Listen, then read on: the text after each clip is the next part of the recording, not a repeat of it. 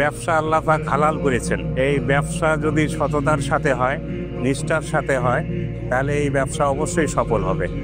আপনারা যারা সুধী মণ্ডলী আছেন, আপনারা এটাকে এফিশিয়েট করবেন। এখানে সুন্দর নিরিবিলি পরিবেশে পরিবার সহ আসতে পারবেন। এই খাবারের পরিবেশনের মাধ্যমে গুণগত মান যদি আপনারা ভালো করতে পারেন, মানুষকে যদি আমরা সুন্দরভাবে পরিবেশন করতে পারেন, আমার মনে হয় এটা একটা ইবাদতের সমতুল্য নাকি।